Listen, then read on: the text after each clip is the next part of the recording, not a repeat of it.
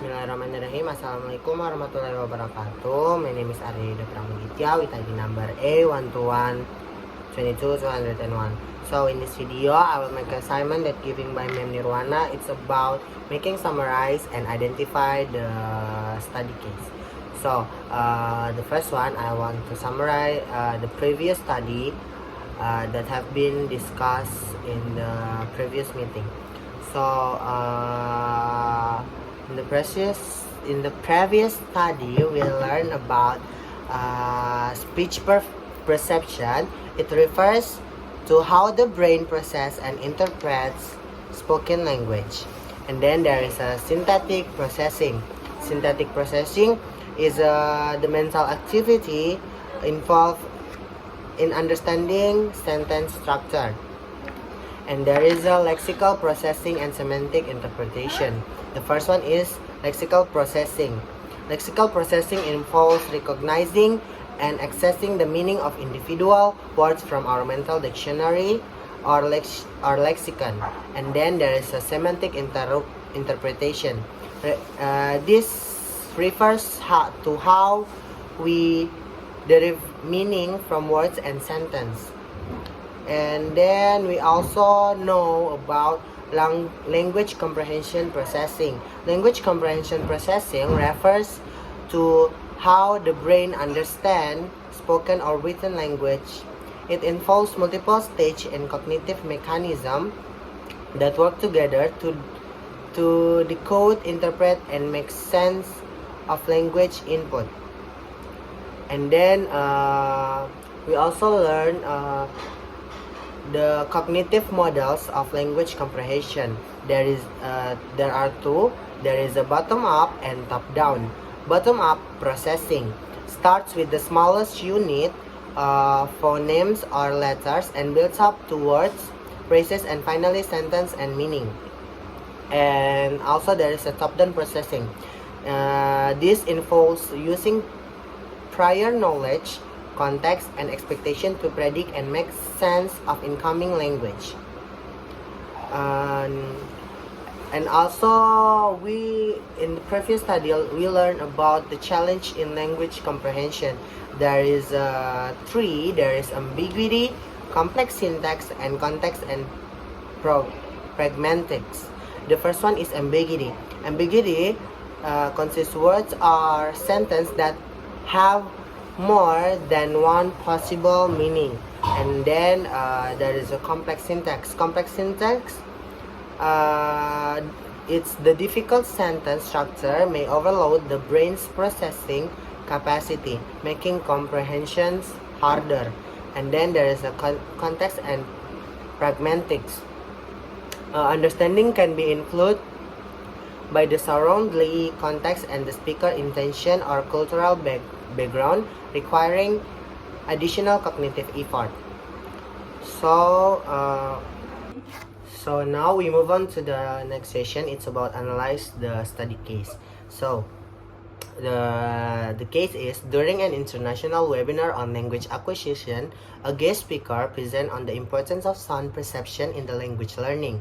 However, due to technical difficulty, the audio quality is poor, leading to distorted sound. Many participants, included a group of bilingual interpreters, are struggling to understand the key points being made.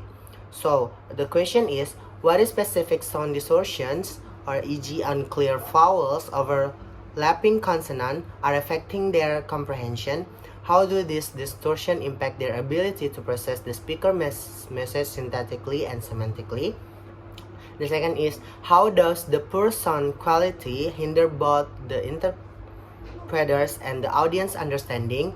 What implication does this have for effective communication in a multilingual settings? And the third is, what strategies can the interpreters use to enhance comprehension despite the sound issues? Consider techniques related to phonetic recognition, syntactic processing, and semantic interpretation. And the last one is, how can interpreters prepare for future situations where sound perceptions may be compromised? What measure can be taken to ensure effective communication, even in less than ideal audio condition? So, I think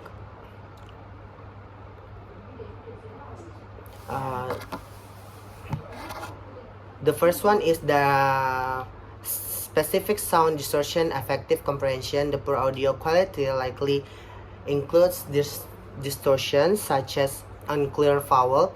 This distortion can lead to difficulty distinguish between similar sounding words, which can confuse the intended message. The second is overlapping consonant.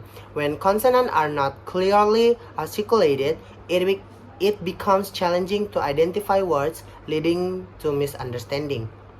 I think this distortion impacts comprehension syntactically by making it hard to parse sentence structure and grammatical cues. Semantically, they hinder the ability to grasp the intended meaning, resulting in incomplete or incorrect interpretation of the speaker points.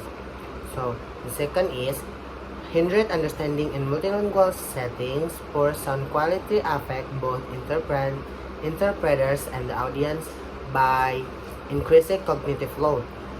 Interpreters must exert more mental effort to decipher unclear audio, which can lead to fatigue and errors.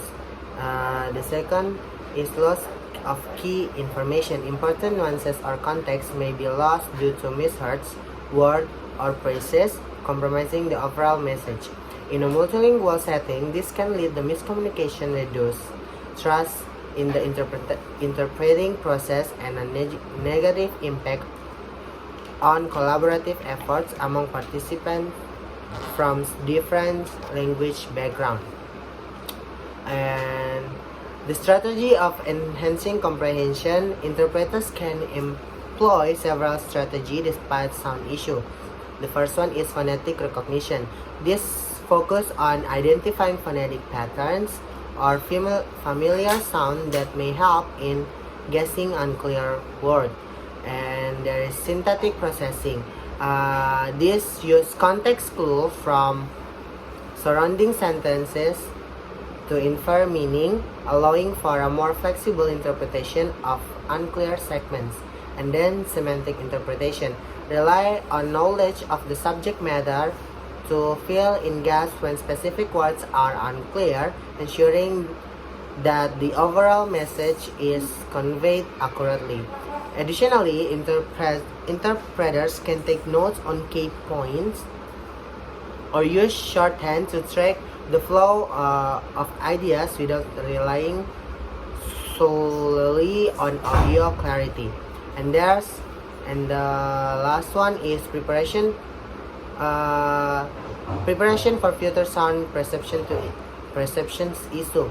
To prepare for future situation with compromised sound perceptions, they can use familiarizations with equipment. Interpreters should practice with different audio setup to understand potential limitation and how to adapt. And then developing backup plans. Create strategy for handling poor audio, such as asking for clarification or using visual aids when possible. And then training in active listening.